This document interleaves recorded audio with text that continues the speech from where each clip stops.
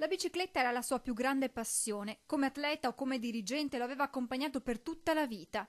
Anche ieri, come d'abitudine, aveva organizzato un giro insieme ad un amico e naturalmente in sella alla sua bici. All'altezza della rotonda di Fener, la tragedia. Renato Beraldo, dirigente della Federazione Ciclismo, si è accasciato a terra. Inutili soccorsi. Se n'è andato così, all'improvviso, colto da un infarto. Aveva una grandissima passione per il ciclismo ed è morto in bicicletta.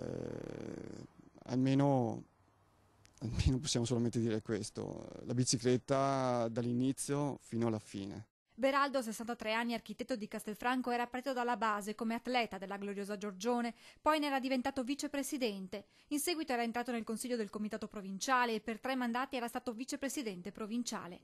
Da 15 anni era membro della Commissione nazionale per l'impiantistica della Federciclismo, che era per lui come una seconda famiglia. Renato per noi è stato più di un dirigente federale, è stato quasi un fratello per il comitato provinciale di Treviso, sempre presente, disponibile a darci una mano. A Ivano Corbanese resta nel computer una mail ricevuta proprio ieri da Beraldo. Io la cosa più difficile, terribile che ho avuto stamattina aprendo la posta della federazione, trovando una sua email che me l'aveva inviata proprio ieri mattina e quando l'ho aperta mi è venuta una stretta al cuore perché Renato non poteva lasciarci in questa maniera.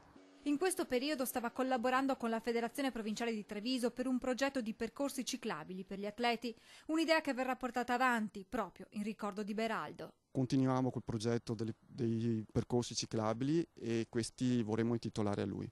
In Federciclismo mancheranno la professionalità e l'impegno che Beraldo non ha mai fatto mancare per le 2 ruote e la sicurezza dei suoi atleti.